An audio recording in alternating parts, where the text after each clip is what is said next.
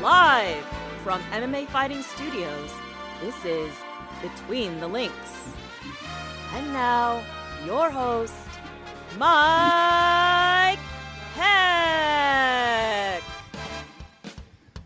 The iconic voice of Esther Lynn welcomes you to a brand new edition of BTL. Happy Thursday to us all. As Esther said, I am Mike Heck on location here in Orlando, Florida. This is not a planned thing, just sort of happened. Kids on spring break. So last night, the wife and I said, let's just get in the car. Let's do this damn thing. And we drove 5 hours to Orlando, and now we are here live on YouTube with all of you to answer your questions. And joining me to do that is Mr. No Gray Area, the hot take kid himself, the greatest climber in all of MMA, the one, the only, Jed Meshew from MMAfighting.com. There he is. Hi, Jed. Howdy, y'all. Mike, happy to see you out on the road, giving your kid a good experience. That's what every parent should be doing on this lovely weather we've got. So let's chop it up. Apparently some weird stuff's going on. BKFC, hockey fights. I don't know. Let's see what the people want to talk about. Yeah, there is a plethora of options because we got, Ice Wars, which is, I don't even know what to say about that, but I'm sure we'll get asked about it. Dirty boxing coming up this weekend. UFC's in London. And sleeves are optional here. Casey Lydon, producer extraordinaire, will be joining us as well. Where is he? Where's Casey? Hi. There he is. Hi, Casey. Hi, happy to be here. Sleeves off. I'm excited. UFC London, Ice Wars, Orlando, family time. This is great. Yes, nothing all the says things. Family time like Ice Wars. Should we just start? Let's just start there, Jed, because you are a man who likes things that are against the norm, and you are the greatest advocator of Fight Circus that there ever was, probably including even those who work for said promotion. You introduced Fight Circus to the masses.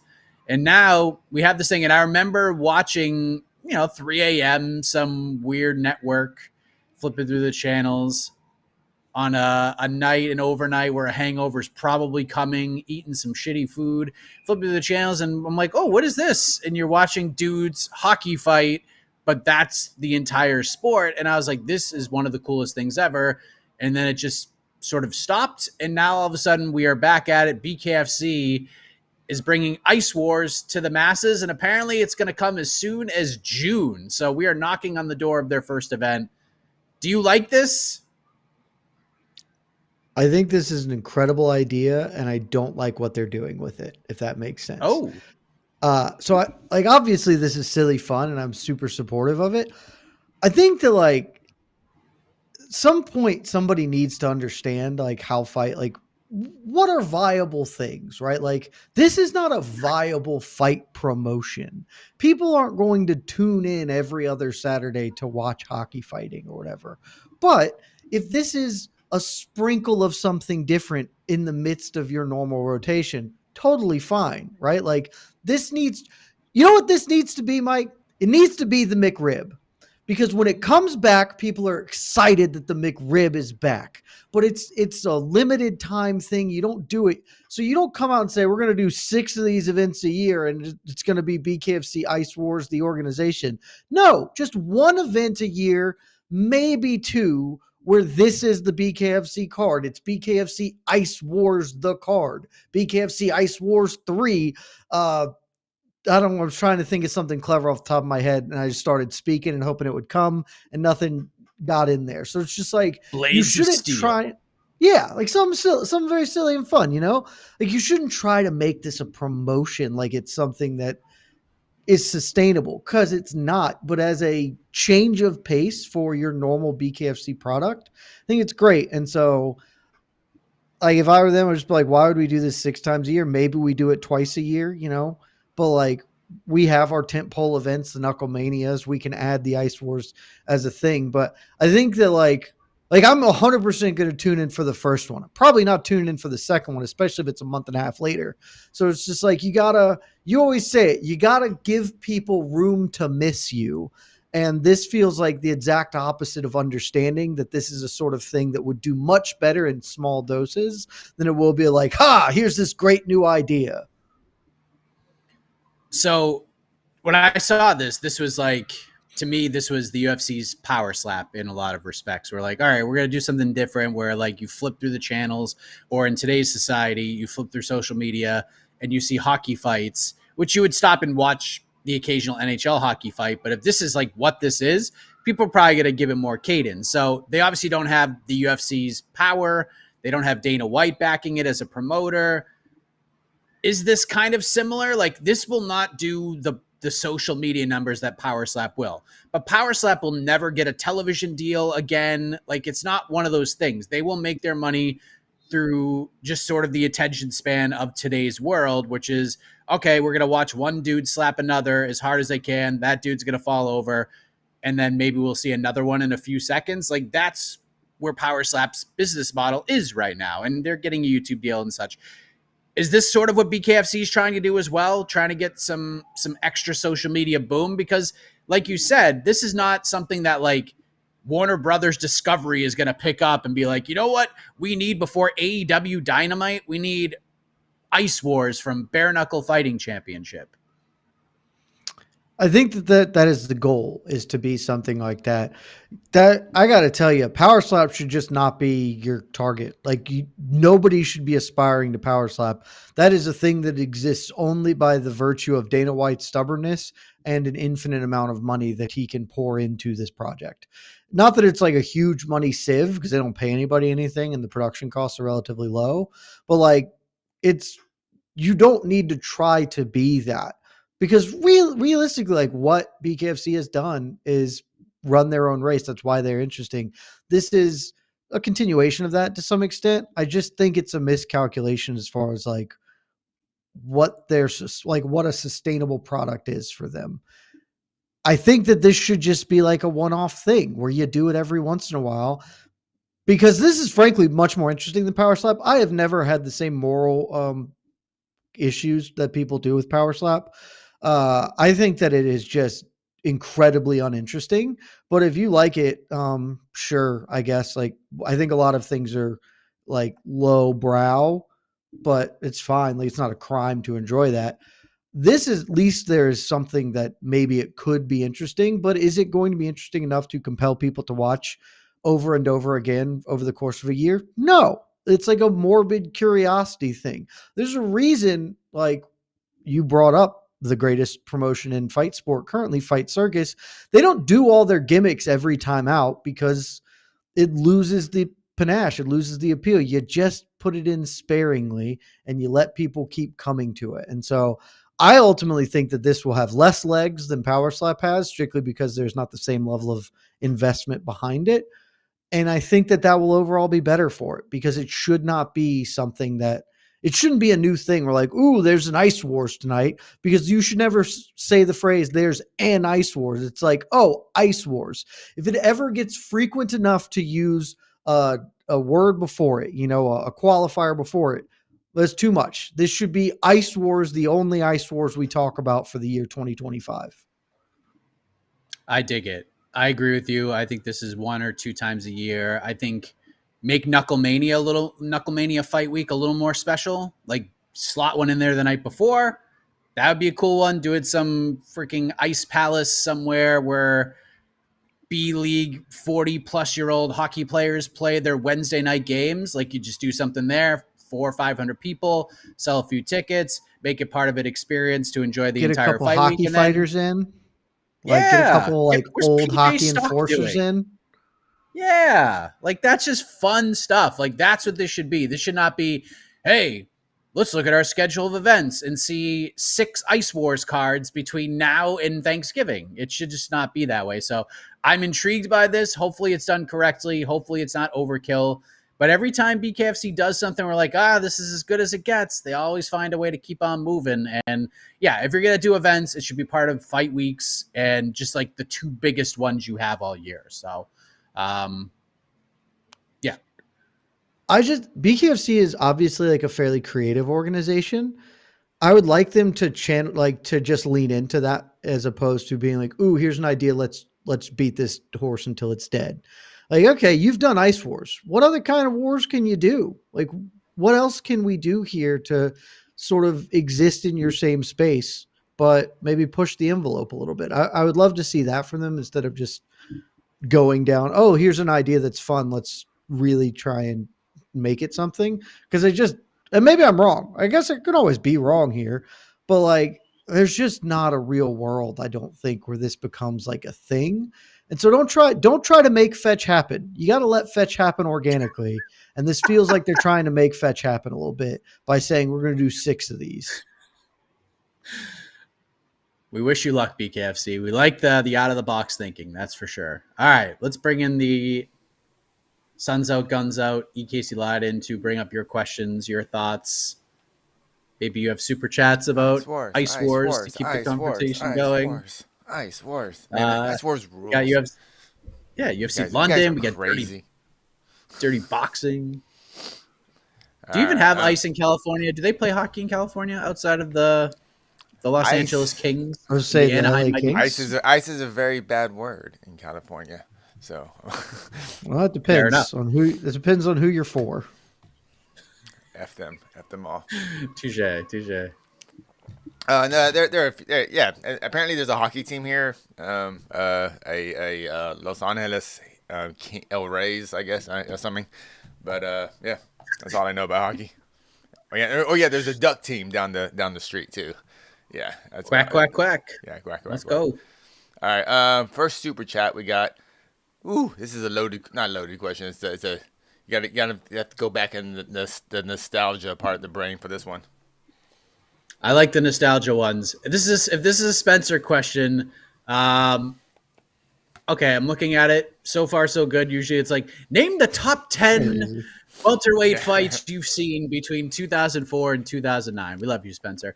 2024 is my favorite MMA year since the early 2010s when GSP, Silva, and John were all on top, but feels like 2025 has dropped off. Curious how you three describe your current MMA fandom and what your favorite MMA period was.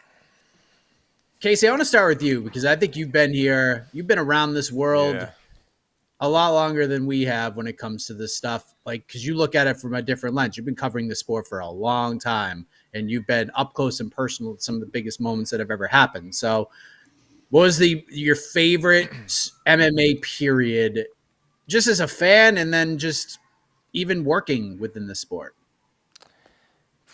They're kind of different periods. There's definitely that I think that period as a fan where every fight you see, it could be in the long run like kind of an average fight, like if you like whatever, but in the moment you thought like this was freaking amazing, and I felt like that was around I don't know the date, but I don't know if you can look on Tapology when Diego Sanchez fought Clay Guida. Was it Clay? No. I'm sorry. Clay Guida versus Roger Huerta. That was it. Clay Guida versus Roger Huerta. Around that time. So I think that's about 12 years, maybe 14 years ago. How long ago was that? 2007. 2007. Oh, more than that. That's 18 years ago. Oh my God. You old kid. Like, there was 18 years ago. Holy. That was the main event of the Ultimate Fighter 6 finale. Was that fight? Oh my God. Well, that time was like everything was. It was when Dana used to say, and this was very true in the time. Every card has like this or holy shit moment. Like there was something you saw on a card that you just like, I can't believe human bodies did that, or like that was this incredible amount of violence. That was kind of like my first like level of MMA fandom. But as far as like to me, my favorite part of the sport, it had to be the rise of Conor McGregor. And particularly when Conor was fought on the Dublin card, I think. Yeah, Dublin card. That was, to me, the best UFC has ever been. The most energetic the crowd has ever been. Almost innocent in a way. And that would be kind of my, I think, peak kind of fandom as far as like, oh my God, this sport is so freaking incredible. And I'm seeing a type of energy in this crowd I've never experienced before. So that's what I kind of go to as far as that kind of fandom. What about you, Jed? It's really hard because like a lot of this will just be like your favorite fandom is more than likely going to be like, your initial fandom, right? Like that's why you stayed a fan for. I guess I'm at 20 years ish at this point, maybe a little longer than that. I think my answer has to be around '09 to 2010. So that sort of stretch there. Because I think 2016 is when the product was the best. 100%. Like I think yeah. like that's like the 2015, 16, like right before the sale, basically. Like that's when the product really had started to mesh everything super well together. All the Strike Force dudes had come over. Like the UFC had fully monopolized the sport at that juncture, Connor and Diaz was that year. yeah, like that was just when that was the year that monopolies are good. Monopolies are good like right when they happen Yeah, because you get right. all the things you want, and then basically immediately after that, the people that have the monopoly are like, cool, we can start delivering a much worse product, which is almost exactly what happened. Um, I think the zenith of my fandom is probably 0910. 09's like UFC 100 was that year. By that time, most of the Pride dudes were in the promotion at that point. So even if they're not, peak Shogun Who or whatever, we've got Shogun Vanderlei going on. That was the year we got St. Pierre Pin 2, which is like, that was just a monumental thing. They did the 24/7 style promo build for that. Like '09 to 2010, I think is probably like when I was in the apex of my fandom. And for my current fandom, uh, it's hard to it's hard to qualify how I feel about the sport right now because it is my job, and that fundamentally changes your perspective on things. I The best way I can answer this is I love my job. I do not wake up and ever think, man, I don't want to go to work today, which I'm very, very grateful for. If I was not working in this industry, I think that it is extremely low percentage that I would still be like plugged into the sport. Maybe, but like I would have fell off a lot sooner, I think, because frankly, when I started working and I was already starting to feel some decline on it, and that is just every year the product is worse, so it is harder to like if this were my job, there's not a chance in hell I'm watching 42 events a year when the events are this stage. It just would never happen. Yeah. I mean, obviously, like, first season The Ultimate Fighter was like super interesting to me. And I was watching the sport before it. It was an important time for me is when I ordered UFC 40. That was like the first one like that I bought and like convinced my parents to like, can I buy this on pay-per-view? That was Tito Ortiz versus Ken Shamrock because I was obviously a big pro wrestling fan. And then I realized on that day through the fight week and then watching the fight itself, I'm like, Jesus Christ, the UFC is pro wrestling. It's real, but it's pro wrestling. They built this fight up like a pro wrestling card. They made people believe who are not longtime fans of the sport that watch everything that Ken Shamrock had a chance of winning that fight. And he sure didn't because Tito ran his ass over outside of like one tiny moment where Ken landed a big shot. And then they ran that shit back 2 more times and it just never really got there. So that like was a big learning experience for me of like what the sport actually was. I love The Ultimate Fighter mostly for Diego Sanchez, but 2016 is just the year of years for this sport. When you look back on the defining moments of the UFC, obviously it was tough one in the finale and Forrest Griffin and Stephan Bonner, and there were other big moments along the way, but 2016 was just nonstop chaos from start to finish. From the beginning of the year. I mean, the first main event of 2016 was the fucking fight of the year. It was one of my favorite fights of all time, Jed's favorite fight of all time. Robbie Lawler versus Carlos Condit was the first main event of 2016, and it was the best fight of the year. I just think that was on like January 3rd too, or something insanely One of early. those, yeah, right after. And I remember watching it, and I remember going, "That's the best fight I've ever seen." I don't know if it's going to win fight of the year because people will forget that it even happened this year because it happened on like Jan 2 or whatever. And like the year's a really long time. It was like, that should be the best fight of the year because it's the best fight I've ever seen. And it was fight of the year. I was really happy that everybody got it right. Yeah, there's so many. Yeah, go ahead. Oh, I was like, real quick on the fight of the year. Do you think if Carlos would have gotten the decision, our outlook changes on that fight at all? I think most people would feel better about it. I would certainly feel better about it. I just wonder. I thought Carlos won the fight, but I think most people thought. I'm Carlos won the fight, I'm also comfortable with the draw, but my only minute issue with that fight is that I don't think the right man won. It should either be a draw or Carlos winning. So, but otherwise, I just couldn't give a crap less. That fight's amazing. Yeah, still not in the Hall of Fame. But I think this is very interesting for me. How my fandom has changed. I was at that fight. At that time, I knew Carlos a little better because I saw him more frequently, and I was like, I was amazed. But now, how many years is it later now? 10 years later, at least. How many years? Almost 10, 9. Yeah. So whatever. 10 years later. Now if that fight happened now, I would be almost.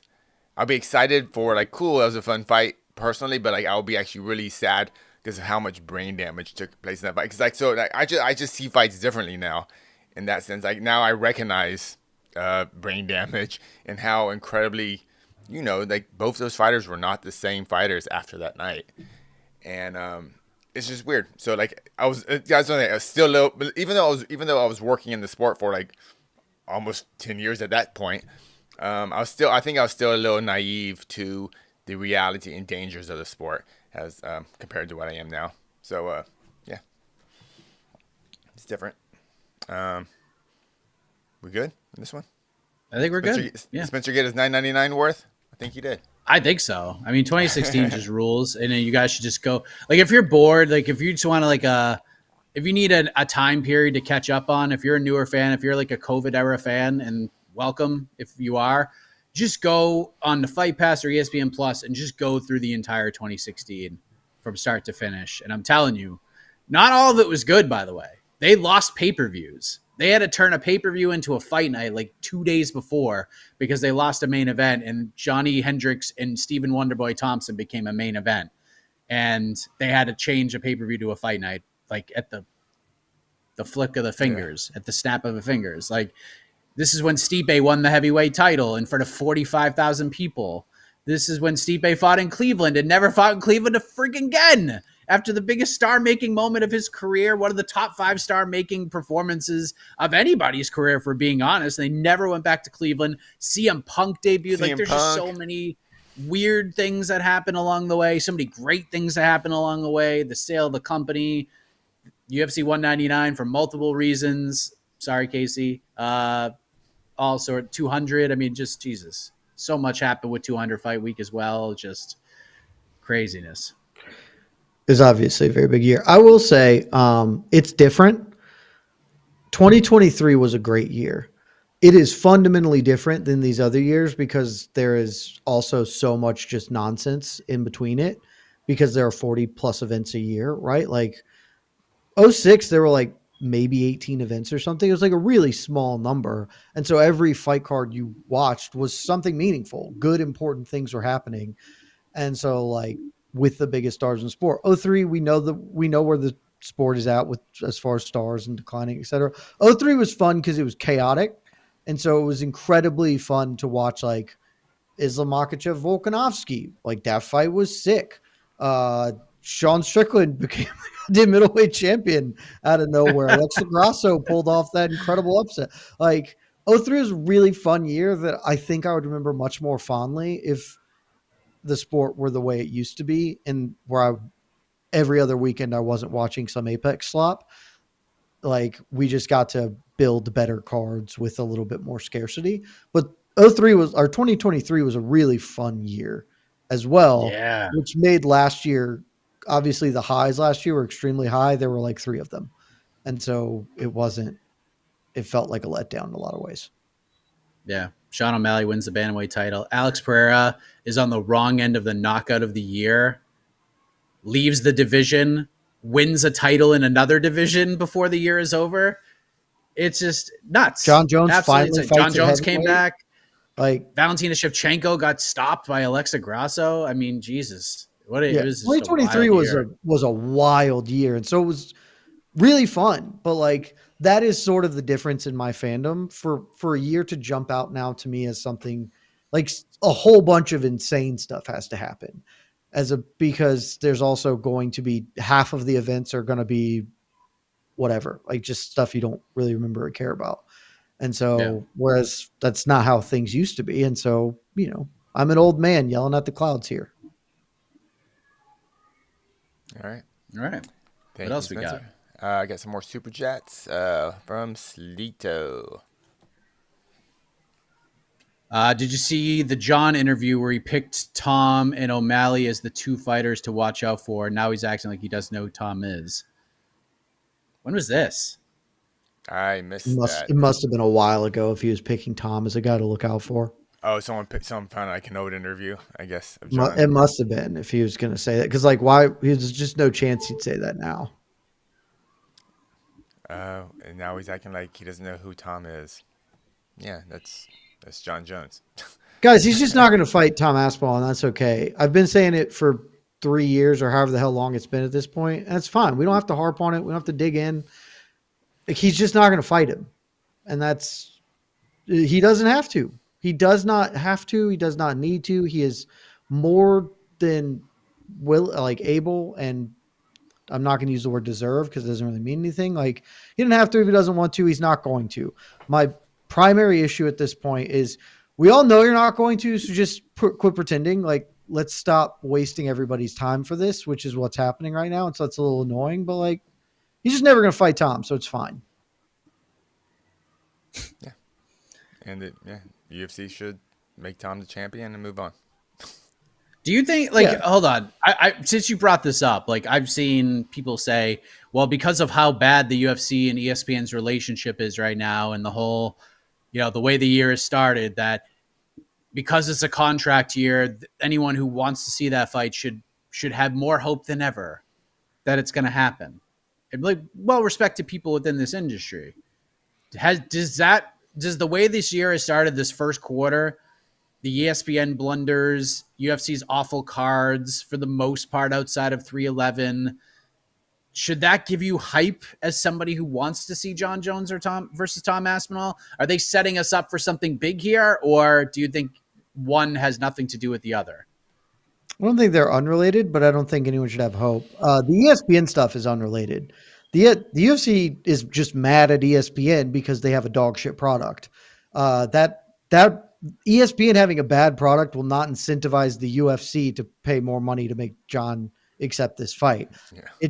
It just means it's incredibly likely that they don't re-sign with ESPN, which has probably always been the case because ESPN is bad. They are bad at their job of streaming. And that is true of all sports, not just MMA. They are bad at it.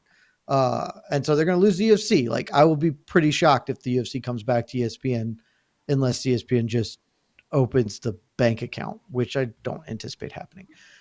And so like, that's unrelated, but like, sure, it's more likely than it would be in any other scenario because they are in a contract year and you want to put your best foot forward, that it's 1% instead of 0. Like the ultimate determination here is, are the UFC going to pay an arm and a leg? Because that is what John is asking for. By his own words, I want FU money. The UFC is not in the business of giving FU money to anybody that's not named Dana White or I guess Ari Emanuel.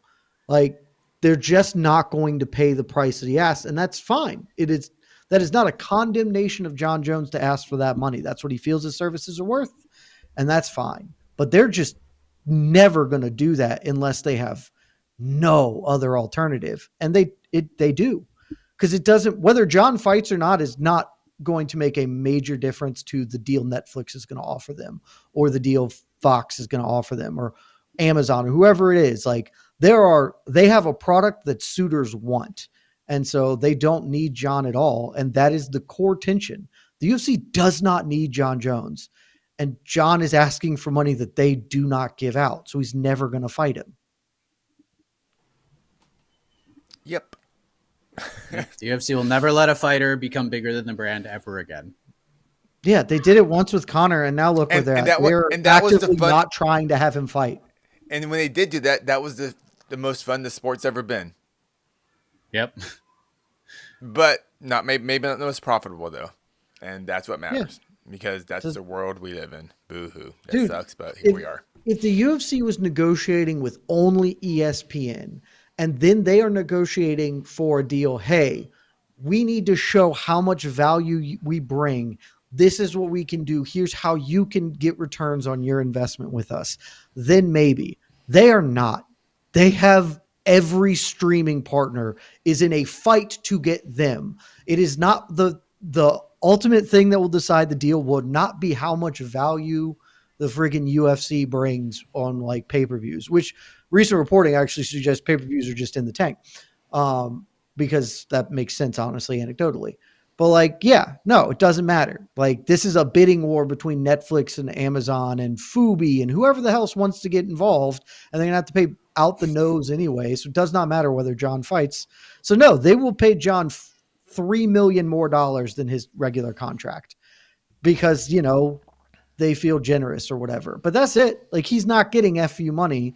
And so, yeah, just give up on it. And then you can be pleasantly surprised if some miracle it happens. But give up on the idea that this is happening. It's not.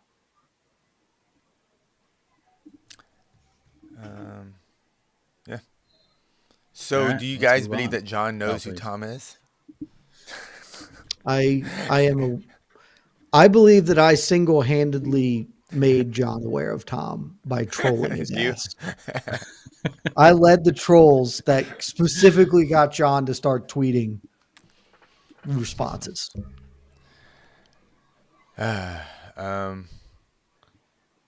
This kind of got me bummed about talking about MMA actually a little bit. I'm like, oh, okay, Yep. we're done. I'm rolling the Sorry. credits now. No, I get it. Really? Okay.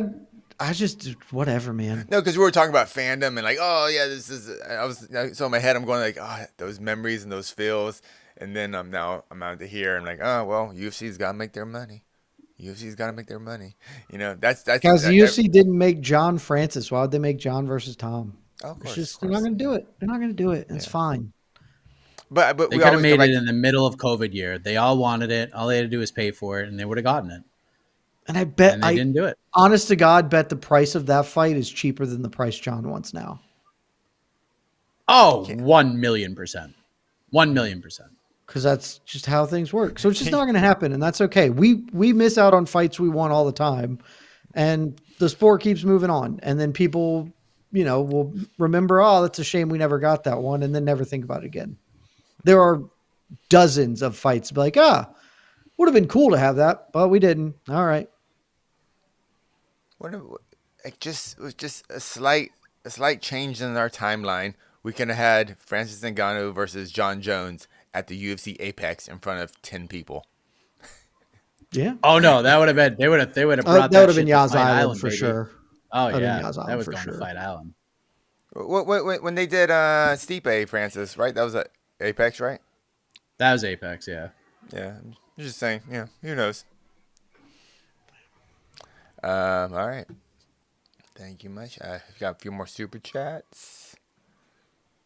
Oh man, some people in the chats are just stone wrong.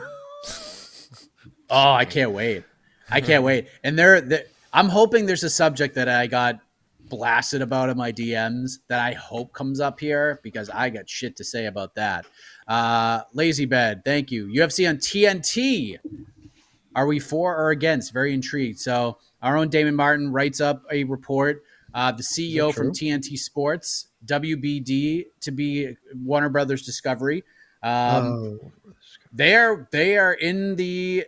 hopeful to be in the UFC business. They're in the pro wrestling business right now with AEW. That is giving them just awful ratings across the board, if we're being honest, especially compared to where they were 5 years ago. So you would think, since the drop-off, the UFC would look pretty damn tasty to them right now. However, they did Power Slap because Power Slap was on TBS, and those ratings were absolutely atrocious. So maybe they just see the UFC. I don't know. But let's just say, Jed, we find out right now NBA's gone. UFC is going to be on TNT instead. How would you feel about this? I would feel would sell my stock in Warner Bros. Discovery. Holy shit. Can you imagine the mismanagement of your brand if you lose the NBA to buy bad UFC? Because if you're on Warner Discovery, you're not even getting the pay-per-view cards. Like the pay-per-view would be done some other way because that's not their thing. And so like unless you are paying out the nose for them to move off the pay-per-view model and so you get some good cards, you're getting 18 Apex shows a year as opposed to the MB freaking A. Like that is a catastrophic failing if you are the Warner Bros. Discovery people. I wouldn't shock me. No, if hold on. They do. Warner Brothers Discovery owns Max as well. So if they can figure out, they haven't done it yet, but eventually they're going to run AEW pay-per-views on Max. Okay, so you can get that, I guess. Okay. So look, technically Max there is a chance they could get pay-per-view. When you frame it as, hey, they're out of the NBA business and into the UFC business, that's a loss. Like that is just an outright failure of your work there. The UFC is not remotely close to the NBA as far as like being we lost them, but we got here. It's like, that's not an even trade-off.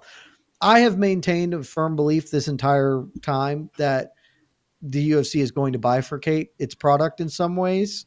And so it won't just go to Netflix or Thing or Warner Bros. Or whatever, that it will be some. And so it wouldn't shock me if, we did go to a couple of, we got 20 events on TNT and we got 20 events on Netflix and et cetera, et cetera. So we'll see how that ends up. It'd be fine. Like it's all just, the product will stay the same is the issue, right? Like, I guess not an issue depending on who you are. Like the UFC does their promotion. Like they do all their production stuff. So it will just be, what channel do I have to get to watch it? And at least it's off ESPN with their dog shit streaming service that does not work. That's my big issue with all this conversation about the next broadcast partner. Because in the end, I really don't care, because as fans, like Chad said, the product will be the same, because that's one thing Dana has always kind of reiterated. Like, we control the production.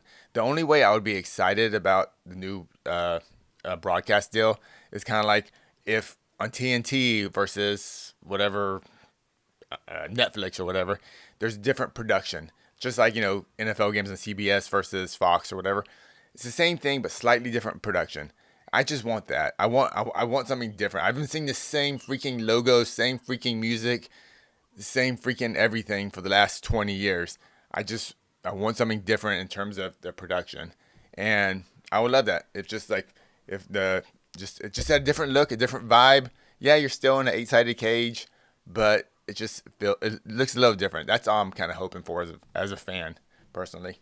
But yeah, they're gonna make money. They're gonna make $1 billion here or $1.1 billion over here. I don't know. So I'm going to disagree with Casey on. There's one because I honestly just don't even care. Like at this point, it does not matter to me what their production is. Like it's fine, whatever. But I think we do care. But okay, go on. Never mind. Go on. I say it's just like that. That means so little to me. Like sure, it would be better if it was better, but like ultimately it is not going to make a major influence on me. The one thing that I will stand up and be like, oh, this is interesting. One of the biggest issues with the ESPN deal, again, other than ratchet streaming service, is that there is no incentive in the pay-per-views anymore because the ESPN pays them a flat fee per pay-per-view. And so like they just don't, they try a little harder on the pay-per-views because they still have to like get to a threshold per year or whatever to like, because that's how their pay-per-view payout works. But like they're not really incentivized to max out their pay-per-views because they don't ultimately give a shit about the pay-per-view buy number, which per some recent reporting is probably why the pay-per-view buy number has dropped off catastrophically. If in their next deal, they are no longer operating in that, if they do a Warner Bros thing or whatever, and the pay-per-view goes back to being the UFC directly makes profit off each specific pay-per-view, that will at least incentivize them to try hard on the things you pay the most money for. So I'd be interested. I don't think that's going to happen, but if that does happen, I would be very interested in that. But I think you care about production because imagine if they had different commentary teams, and because like we complain about commentary a lot, and I care. Yeah. I just don't. It does not matter. I hate all the commentary teams. Like it would be better. Does it matter? No, it's still 50 events a year. It's just like, fine. All right. Listen, man, I feel like I don't know. I feel like we're in a weird tone. I want to kind of change it up with. Hey, listen, let's go. Let's freaking go. All right.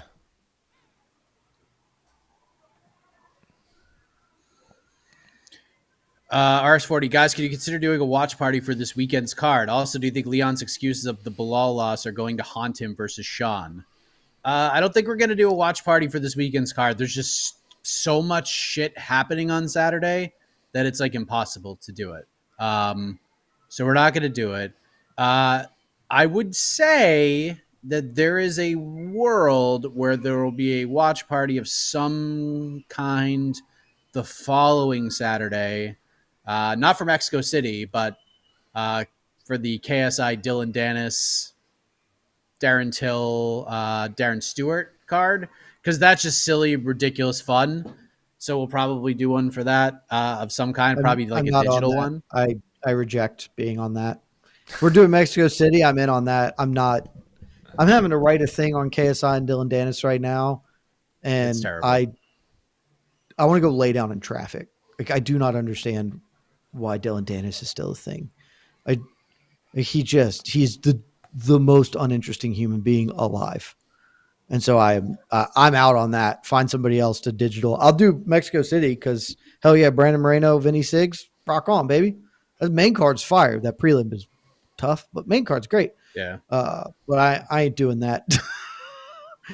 I'm not willingly subjecting myself to talking about Dylan Dennis. Fair. But the bigger question here, Jed, do you think Leon's excuse of the Bilal loss are going to haunt him versus Sean? And I think the thing that people keep going back to is, well, the fight happened so early in the morning that it threw me off, even though Bilal fought at the exact same time. Do you think that those excuses are going to haunt him versus Sean Brady on Saturday? So we're clear. I think that's a valid excuse. I mean, it's not a valid excuse in the fact that Bilal is like, it's not an excuse of like, oh, he got an unfair advantage. It's, I did not handle this well. I think it's totally reasonable, which is a condemnation of your own preparation, Leon. Like, it was not a surprise when you would be fighting. You needed to prepare better, and you did not do that. But I do think that, like, it's not an unreasonable thing to be like, I did not do well because this time was different, and Bilal did better at that, and thus he won. I don't think that his excuse will affect the Sean Brady fight. What will affect it is his ability to fight. Like, I don't think we got the best Leon in that fight against Bilal Muhammad. I'm not sure that it would have made that much of a difference. Bilal Muhammad has been getting better every time out and just seems to be really, really, really good at fist fighting, guys. I am fascinated by this main event because I don't know what to expect from Leon. If he loses, I do not think it will have anything to do with him making excuses in Bilal. It will just be that Sean Brady is a better fighter than him. But like, I've seen Leon be really good at defending takedowns, and I also saw Bilal Muhammad score like 10 of 11 on him. That is the core story at play this weekend is, can Sean Brady just spam takedowns and get Leon to the floors? If he does, he's going to win. And if he doesn't, he's going to lose.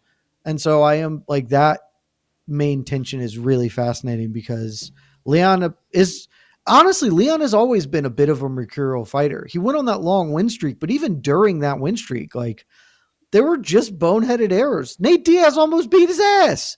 Like, that's Nate Diaz, who's super washed when they fought, almost pulled off the upset win because sometimes Leon just forgets that he's in the middle of a fist fight. And so that is always a thing that can occur. And so it's why, like, he is a fascinating fighter to watch, even if he's not the most exciting fighter to watch. Sean Brady, I talked to Sean earlier this week. You'll see that interview coming out shortly on MMA Fightings all over the place. And Sean, like, obviously, yes, you have to ask Sean about this because it keeps coming up. And Sean's just like, no, man, like, Bilal's just better than him. And the reason that Bilal is better than him, because there is a blueprint on how to beat Leon Edwards. It has happened since his first UFC loss. It happened in the Kamaru Usman loss. And it happened in all of his subsequent losses since then. Anytime he's lost, it's for the same purpose. It is a guy who can grapple, who could push forward and put Leon on his back foot. Those are the fights he loses. And then on top of that, if they can just pester him, keep Leon moving backwards, put him up against the fence and put him on his back, those are the fights Leon loses. And it's not because he can't do that, but it appears, and it doesn't appear like Sean is alone in this conversation, Leon just gets so discouraged in fights. Like, you could see it in his eyes, and you saw it in the Bilal fight, where he was just like, okay, I'm not going to win. And then his coach will, like, fire him up, and he'll have a big moment. Like, go watch the first Kamaru Usman fight. He was just getting outside of the first round and the kick at the end of the fight. Usman just chased him down, made him uncomfortable, tackled him. And even when he couldn't, he would just keep chasing Leon around. Leon will go backwards, and Kamaru just made him very uncomfortable all night, to the point where, like, Leon just looked like he was bored and didn't want to be there. And that's sort of a thing that I'm very interested in, because I don't know if you guys are aware of this. Sean is going to do the exact same thing that those guys did on Saturday. I'm just super curious to see how Leon reacts to it, because all these guys are great grapplers. All these guys do it in different ways. Sean Brady is a friggin' hoss, man. That guy is probably the strongest dude in this division, like just pound for pound strength. And he's also a super good technical grappler on top of that. So this is a super interesting matchup. I actually think this is a more compelling matchup than the JDM fight was. I understand for the Leon fans, like, JDM's different. It's not a grappler versus a striker, but I actually would have picked Leon to beat JDM pretty comfortably. This one, I don't know. I have a hard time picking this one, which makes this a little more interesting. Plus, the stakes are way higher here, where I feel that the loser of this fight will never fight for a UFC title, either again or just ever. I like the term strikler. Nice. Strikler, baby. The strikler. He's a strikler, baby. He's a strikler. I disagree that this is more interesting. I do agree with most everything else you said. I'm just more interested in the JDM Leon, because I'm less sure how that goes. This fight there are two outcomes. Sean Brady tackles him, or Sean Brady does not. And we'll know very early on. Like, if Sean Brady gets the first takedown, the fight's over. Because, and I debated whether I was going to say this, because it's mean. And I try really hard not to be outright mean about fighters. Because mostly I'm saying, like, stuff, like, there are a couple fighters I don't mind. But, like, Leon has never done anything that really warrants being mean, other than being boring as hell. Which I stand by everything I said. All those times I trashed him for being boring and letting his career be dictated by others because he's boring, I stand by all of that. I don't throw this accusation lightly, because I almost never make this accusation about fighters. I don't think Leon Edwards has that dog in him. Like, I don't think it's there. And that is a testament to his ability to climb as high as he has without having, like, that deep-seated FU somewhere in there. When the going gets tough, he'll just turn it on. And maybe I'm wrong, but, like, I've just never seen it in a fight. Because even the head kick against, like, Usman, it's not really him, like, digging it out. He just threw a head kick that landed. That's more of a technical accomplishment than he willed himself to victory there. And when you were saying, it's like, yeah, when he starts to lose, he just loses, because he does not have that edge to him. He doesn't have the dog in him.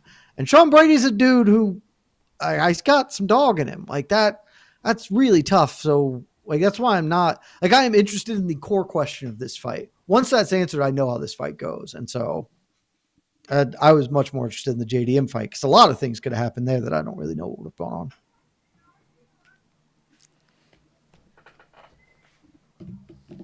on. Let's keep going. All right. Oh, quick question. Oh, please. When you were talking about Leon and kind of how he loses, are there similarities between how Leon loses and how Alex Pereira lost a couple weeks ago? Were you saying they just kind of not look bored, but kind of like they just don't do anything? Because because to me, to beat Leon, you have to do it. But if you mix the martial arts, make him go backwards, make him think, and then once you're thinking, going backwards, have to do everything, then you can kind of beat him. No one's demolished Leon, but they beat him. I mean, the Bilal fight was not competitive. I disagree. He didn't TKO him at 49-46 his ass. Yeah, but there was no like.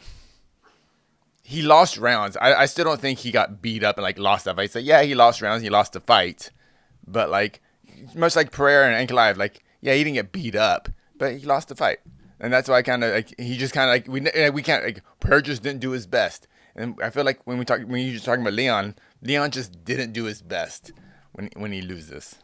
I don't think that this is similar. Right. I think Pereira had an off night.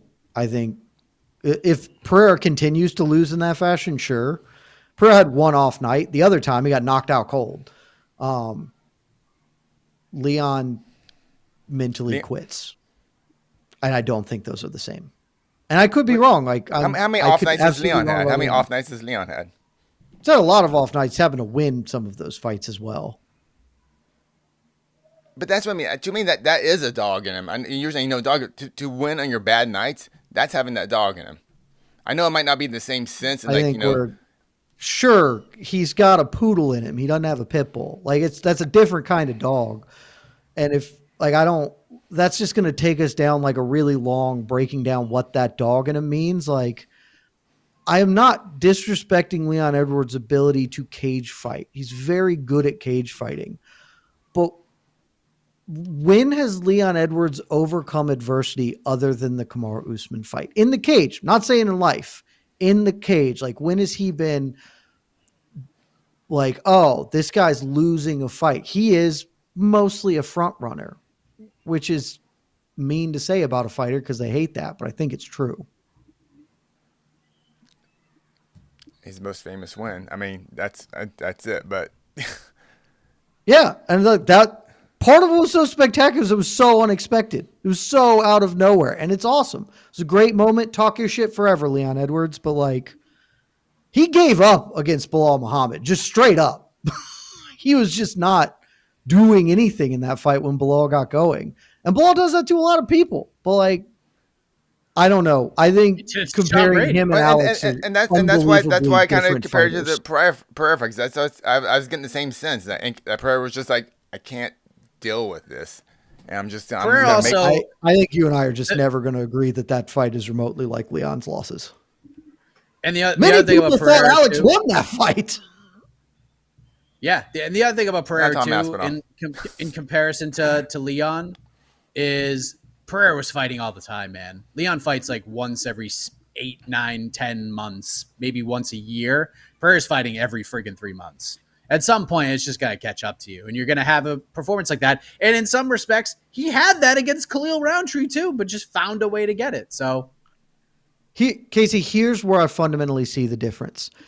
Alex might have won that fight. Like that was a fight that Alex could have been winning. He was not performing his best, but many people thought he won. Like there's not necessarily a, hey, you got to do something different because you are definitively losing this fight. Leon did nothing different and lost. Like I think that's it. Like there's no question who was winning the fight and did not have the ability to change the game. Alex was very much up. I scored the fight for Alex. Like, I don't necessarily think he needed to change anything. He just got the wrong side of the cards because Magomed, fought well.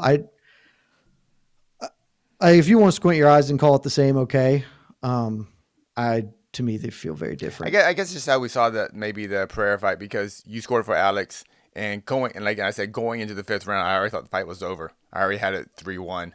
For Ankalaev, so I was like, oh well, Ankalaev. To me, in my mind, watching that 5th round, going back to Pereira fight, it's like, well, Pereira's got to do something different. He's got to this has got to be crazy, Pereira, and it didn't happen. From my viewing, I kind of got the same sense when, not the same exactly, but when Izzy came for the 5th round versus Strickland, where he was just like, yes. So that one, I am much more in that parallels to Leon. Like the Alex fight was close to a toss-up to me. I don't it would have been cooler for him to try harder, but I did not think he was down 3-1. And that probably is the fundamental difference there for us. But like the Izzy Strickland, 100%. 100%. Okay. But Okay, I'm gonna get off the dog in him because I'm gonna get. But That's what honest to God, I did not want to say it because I know that people will reflexively hate and push back on the idea. I'm not calling him a coward or a pussy or anything like that. I'm just saying he's not Justin Gaethje where, oh, shit's going bad. F it. I'll stand here and chuck him. Like that ain't in him. And sometimes you need that. And that is not in him. Got a lot of other things going for him, but he ain't got that. I think Sean Brady's got some of that in him. Cool. Now that got him killed by the law, mind you. Sometimes doing that is bad, but yeah, then you look horrible. Yeah, rather than just losing a decision. Correct. I guess, yeah. All right. Thank you, Jed. No, this is a great conversation. I like it. Digging it. Thank you much. BTL's all about, baby. Yeah. Cast your votes, Jed or Casey. All right. Oh man. God dang. Okay. Because this gentleman paid $9.99. We gotta answer this. God dang it. Wade, thank you. Appreciate all the weekly content. If possible, do more shows with all 4 of you guys like last week. Jed mentioning Casey having Ank at 20 was hilarious. Look, we don't have to dive back into this. I'm just saying. Watch our rankings video on a YouTube channel. For a man who was apparently dominating the number 2 pound for pound fighter in the world, he's only 20. Yeah, at 205 pounds because those guys. Yeah, you know how I feel. You know how I feel about the big guys. Everything Jed said about don't mention it on the show by AK is 100% true. We literally had a meeting. Yes. We're in a Google Meet, legitimately discussing that exact thing. Hey, let him have his day. It's okay. Like, choose your battles. And we're like, okay. Of course, you're our best friend, AK. We support you. And then Casey brought it up, and I'm just like, you see the moment where our faces change. And we still were very kind. I think there's a legal doctrine about opening the door, and Casey opened the door, and we still didn't walk through that door. Yeah, we might have threw a wiffle ball in the door. But that was about it. We just poked our head in. We're like, hey, we let you know. We let you know. We just honked the horn outside the house. Like, come out and talk to us. And then you just didn't. And it's okay. Thank you, Wade. All right, a few more super chats. Another one from our great friend Spencer. Spencer, one more nostalgic fun one, boys. Assuming in primes, y'all rather see Aldo versus Ilya, BJ versus Habib, Spider versus Izzy. We already saw that, by the way. Or Fedor versus Ngannou. Primes, though. Primes. Yeah, that's true. Spider Izzy for me. 100% it's Spider Izzy. Yeah. If you're getting me Prime Anderson versus Prime Izzy, 100%. That's the one that I'm more interested in. I love Fedor. I have a great love and respect for Fedor. Against Prime Ngannou, that fight is not remotely close. Things get better. Fedor's 20 years preceded Francis Ngannou. If you gave me Fedor against like not Prime, like early Francis before he learned things, I'm a little more interested. But like Fedor's not going to hit a Russian trip on Francis and then ground and pound him. He's just going to get uppercutted into the freaking third row. Francis has a great chin, so like even Fedor's like big like casting punches aren't going to work there. Like I love Fedor. I think Fedor is the greatest heavyweight of all time, bar none. Eras are eras, and Francis is of a different era and a newer one, so would win that fight.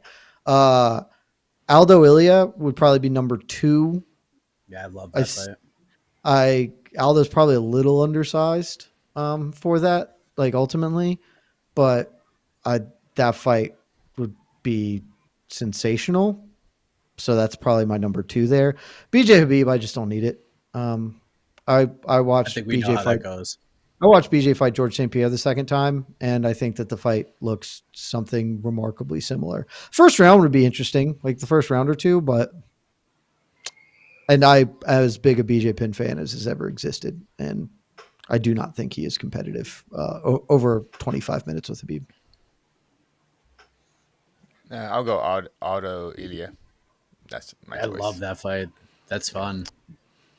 I'd pick Ilya, but it's a fun friggin' fight. That's going to the cards. Is going to be incredibly close. If we're talking, dude, I still might pick Prime Aldo because. So here's the other part of that one. We don't know what Prime Ilya. We don't know what prime Ilya is. Ilya's not in his That's prime true. yet. This is So true. like That's true. prime Ilya, probably pick prime Ilya. Ilya right now versus prime Aldo, that's an incredibly fun fight. Prime Aldo actually kicked people, which was sick, and made him way better fighting than when he only is going to jab and throw a left hook at people, which he's still unbelievably good at winning fights with that. But prime Aldo against current Ilya would be a sick fight. I would guess that prime Ilya beats him because we just don't know what prime Ilya looks like yet. What would you think of Prime BJ? Because I'm not the biggest BJ guy, but I get people. He was the dude for so many fans. I got no issue with that. But Prime BJ versus Prime Connor. I think BJ absolutely dog walks him. Dog walks him. Yep. I don't. How does Connor win that fight? Is my question.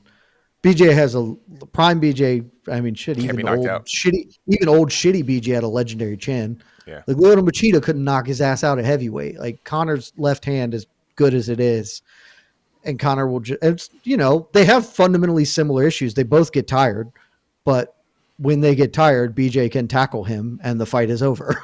So, I think that is a nightmare matchup for Connor. Honestly. Cool. Just kind of curious. Now, Good question. Prime BJ versus Prime Aldo? Well, that's pretty fun. I'm interested in that. So we going Aldo up in weight then?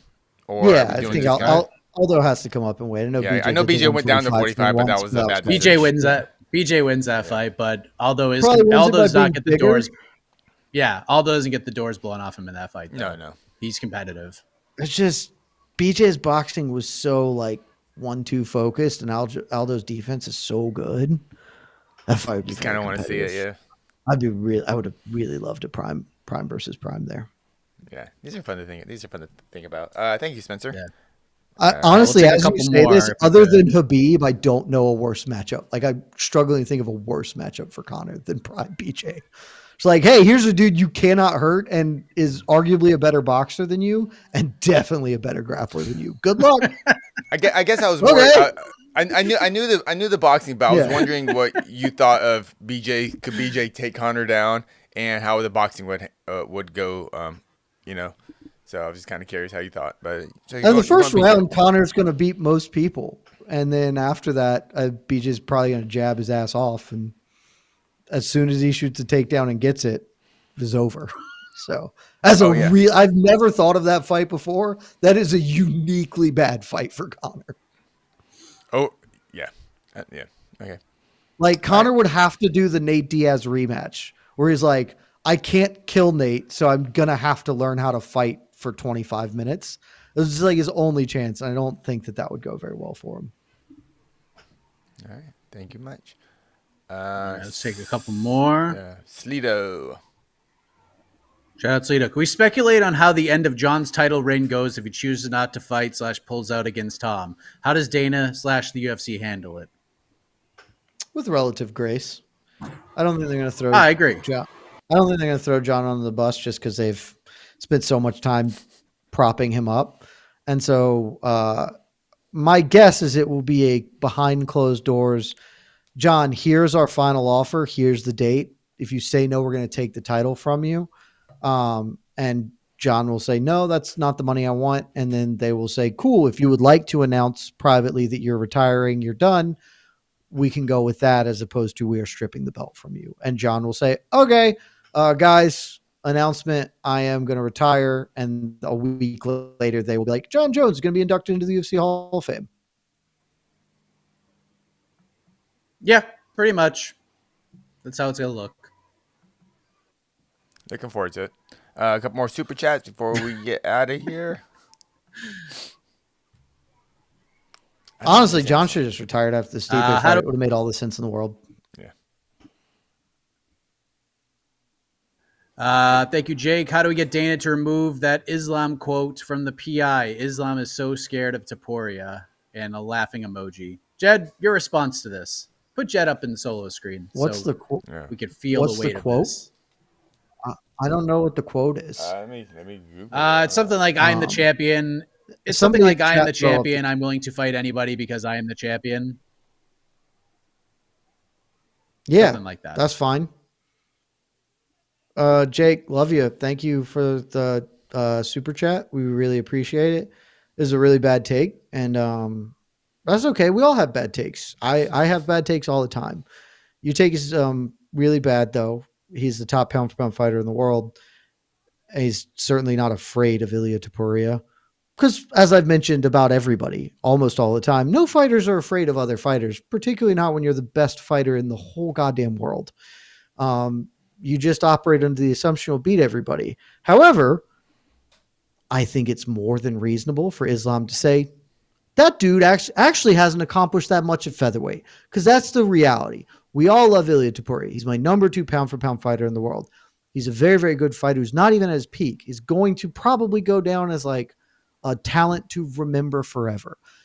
Literally a year and 2 months ago from this day that we are speaking, the conversation around Ilia Topuria was, I don't even know if he's done enough to fight Alexander Volkanovski, right? Like, he's only got the Josh Emmett win. That's the only win he's got. Has an incredible 2024 where he knocks out Volkan Max. Those are great wins. I'm not here to disparage those wins. That is 3 meaningful wins at featherweight, and 2 of them arguably against dudes who aren't at their best anymore. It's like because we want it, because we are desperate for there to be stars and greatness and get to see it, we want Ilia Topuria to be the greatest fighter in the world without having to prove it, right? Like, he has come out and said, I'm fine with Lopez and Volkanovski fighting because that's really my belt or whatever. Well, if Volk wins, that argument holds a little more water. If Lopez wins, no, because you bailed on the division before you fought him or Movsar Evloev. Like, he didn't. There is a legitimate question on whether he's the best featherweight in the world right now. Like, and you have to acknowledge that there are 2 men who have credible claims to being better than him. I would still put him above them and did when we last ranked it, but he is arguably not the best featherweight. And to just go, hey, here's a free lightweight title shot. It's not the worst thing that's ever happened, but it's definitely not like all that great, especially if you were Ilia Topuria. All of your title defenses have come against former featherweights. That's just how it's broken out for him. But Dustin Poirier, Renato Moicano, twice on Volkanovski. He's fought the featherweight. He fought the featherweight champ twice when everybody was like, this guy is undeniably the best guy. Now you want him to do it again, as opposed to, hey man, just earn it with one. Win one fight. Show me that you deserve this. That is a reasonable ask, and very clearly not afraid of anything in the goddamn world, much less Ilia Topuria. Love it.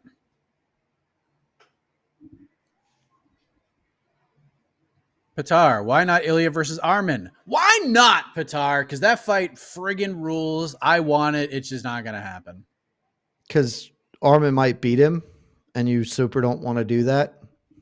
I think that would be that would be a sick fight that I would support. I think that's bad promoting.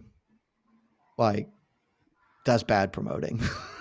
Like, give Ilya, like, there are a lot of more winnable fights than Arman. Not saying Ilya wouldn't win. He could win that. And if he does, it would be sick. But, like, it's a lot more winnable for Ilya to fight Justin Gaethje or something, you know? Then that's just, no one's going to complain about that. And they're all will ever be mad about that. Oliveira's interesting. Oliveira basically said, like, look, man, I should fight for the belt, but if the UFC wants me to fight this dude, like, I'll fight him. Like, I'll fight him. My jiu-jitsu is great, but I think I can knock his ass out. This isn't featherweight. This is lightweight. Lightweight's a different place. And if anybody knows that, it's Charles friggin' Oliveira, because he's done the dance of moving up to lightweight. That's where he found the most success, and he's felt some of the toughest losses of his career as well. So that's the fight. Like, that is actually the fight to do, and that's sick. And, like, again, man, just give Arman the title shot. It seems incredibly reasonable to be like, hey, like, of all the people who deserve a title shot, Ilya is like super low on the list of people who deserve a lightweight title shot. You just want it. You want it because you want to mash your action figures together and you think it will be good. And it may well be amazing. And Ilya could win. I'm not here to tell you Ilya can't win. I am here to tell you that he has done nothing in this weight class. He has won one fight in this weight class on short notice, and he almost lost to Jai friggin' Herbert. Like, and that was years ago. He's much better. I'm not saying that this is the same thing. he has not earned this by any definition of earning a lightweight title shot. It is purely, we want to see it because we want to eat our dessert before we eat our vegetables. Like, he doesn't have a long featherweight title reign. Volkanovski had like 4 title defenses before they let him fight one. Like, he won the belt and defended it once, and that's it. There are other dudes, and he just said, man, I'm out. I would also frankly think it sets kind of a poor precedent to then do that, but that's a whole separate issue that doesn't really matter. Like, I think it's more than reasonable. Like, hey man, just win one fight. I don't even really care who. Win one lightweight fight, and then we can talk. I think that's more than fair. Breaking news, guys. Ooh, Got some breaking news. Oh hell yeah! Rose Namajunas is Let's back. go! Rose Namajunas is back. She will be fighting Miranda Maverick June 14th. Miranda put it out there. We confirmed with Rose's side as well. June 14th, which as of right now, although there is not an official announcement on this, if it's out there from a fighter who probably saw a contract, it must be true. June 14th, mark it down, baby. The UFC heading back to Atlanta. Back to Atlanta, baby. Georgia.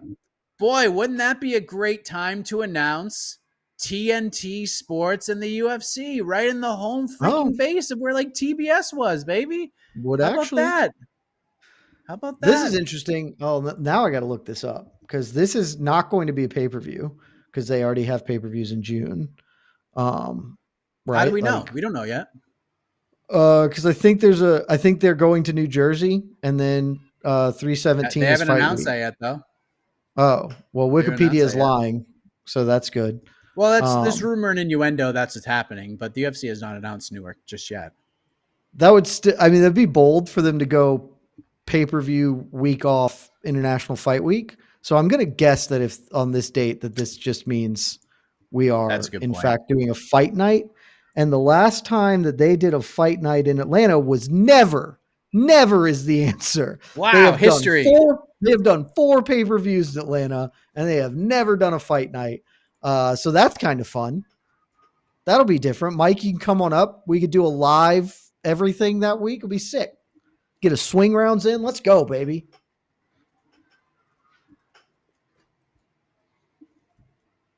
Well, there you go. Man. Breaking news. Now I have some things I got to do. I was wondering. I got some DMs. I got some DMs earlier today about if I could confirm that the Atlanta thing was happening. I was like, I have no idea what you're talking about. Now here it is. Namajunas versus Miranda Maverick. Namajunas, I don't think she ever fought in Atlanta. Not that I can remember. Sick. We talked about this earlier this year at some point. I was like, it's been a while since they've been to Atlanta. It's a major market. They should come here a little more frequently. The last time I believe was 236, which had the 2 best fights of the year on it. So, awesome. Like 6 years later, we finally get another card.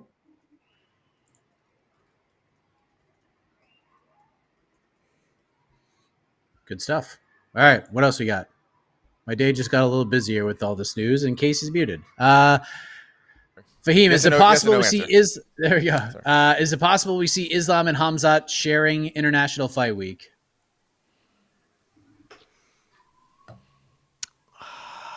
Unlikely. I'm going to go unlikely, but possible, but unlikely. I don't think that they would do Islam versus whoever, especially if it does end up being Topuria, and DDP versus Khamzat for that card. That would be cool if they did. That feels like they're putting a lot of star power into one basket, and they would split that up a little more. So, yeah, look, there have been reports out about this. It's just where this question stems from. I don't know I think it's a member of Khamzat's team. I don't know if it's a trainer or a coach did like an Instagram live and basically said, and it was translated to the effect of, yes, Khamzat is going to fight DDP on the same card Islam is fighting Ilia Topuria on. And obviously when you see things like this, you reach out. The plan has been for a little while now, from what I understand, to do DDP versus Hamzat on International Fight Week. It is not done. Anyone who says it's done is wrong. It's just sort of like what everybody wants. It's just a matter of like getting everybody together to say, okay, this is what we're going to do. We dot the I's, cross the T's, all that stuff. So could it happen? I'm not going to say it's impossible. Because again, this is a TV year, and you would think if you want to, what's the word I'm looking for? If you want to entice future investors in your company from a broadcast perspective, sending them out to International Fight Week on a card like that would be a damn good one to do it with the UFC fan experience, the Hall of Fame. I'll throw Power Slap in there because I'm sure that's going to be part of the goddamn experience. And then leading into like just a mega International Fight Week card, which I'm trying to think back. Like, when was the last? Like, UFC 290 friggin' slapped. Like, that card was great, but it was not like overwhelmingly star driven. You know what I mean? Like, it had just good hardcore fan fights that we knew would be good hardcore fan fights. Like, we got Volkanovski versus Yair. We got Moreno versus Pantoja. Like, great fights. Not fights that will sell pay-per-views, but just cool-ass fights. That's what those cards have been. UFC 276, that's where we got Izzy versus Jared Cannonier. Last year, they had Conor and then lost Conor, and we got Alex Pereira versus Yuri Prochazka too, because those are the only two guys who are available. We kind of coddled them together. They haven't put together and executed a star power, this is the U.S. Open type of International Fight Week card in quite some time. It's been a long time. It's been several years. So maybe this is the one they bring back to remind fans, especially some of the newer ones, introduce them to the process. Like, yo, we got, when International Fight Week comes, we're bringing our absolute best. And maybe because this year is the year that maybe they stack this one up. That's more of my line of thinking with this whole UFC ESPN thing. And if you're a fan, what should you be clamoring for? It's not John Jones versus Tom Aspinall. It's that the cards that are supposed to be great end up being fucking great. And this would be one of them. So I'll say this does happen without any actual real insight to this. I feel like the UFC is going to push for this to happen. Whether it happens or not, not really sure. But I think in the UFC's mind, on that war room, when they're trying to put this card together, I think all of those fights are on there. Now, is Islam fighting Ilya Topuria? Not for sure, but maybe Islam fights Arman Tsarukyan. Maybe he fights Justin Gaethje. Maybe he fights somebody else. Who the hell knows? But it would not surprise me if Islam Makhachev was on that card. All right, and last one. Scotty B, Saturday Night's All Right for Fighting. New UFC song? I mean, if we're going with the sort of colloquial definition of all right, 100%. It's all right. It's not great for fighting. It's not amazing. It's all right. It's all right. Yeah, it's all right. That's how I feel about this weekend. It's all right. Some good stuff happening. Some interesting things. Hey, and they do get the fight on a Saturday night. They get the fight on a Saturday night in London, finally. Leon Edwards, you got your wish. I just realized that this thing kicks off at 1, which is nice. That's fun. Yeah. Ruins my Saturday plans, actually, but it's fine. What ruin? Yeah, I was trying to go golf Saturday morning. I can't now. Night golf is the best. What are you talking about? Get that 6:30 a.m. tee time, anywhere that's other than like Abu Dhabi. You just gotta get that first tee time. Just get that first. Well, I already had a tee time, so I now have to cancel that tee time, which I'll be doing momentarily and seeing if I can get that 7:03. Get that 7:03. You're out by 11. I want to be out early. So I wake up early, but my friends do not want to wake up early, and so I have to convince them to be like, "Hey, will you play 7 a.m. golf with me, or else I have to skip this weekend." People play golf that early? That's just so early. I prefer to go out as soon as I can because I wake up early anyway, so it doesn't matter. Okay, hit the music. We're done. Million things going on right now. Hey, go Dogs. UFC going back to the A. Go Dogs. Congratulations to the dogs. Yeah.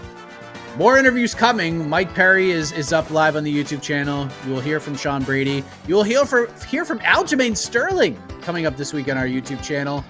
But not just Aljamain Sterling. You will hear from his brother, Kelvin Sterling, at the same time, who fights for LFA this Saturday. More on that coming up throughout the week. It's a busy one here at MMAfighting.com, so stick with us. ESPN is buying the NFL Network for $2 billion because they ain't getting the UFC. Good night, everybody. Love y'all. This has been Between the Links, an MMA fighting production on the Vox Media Network.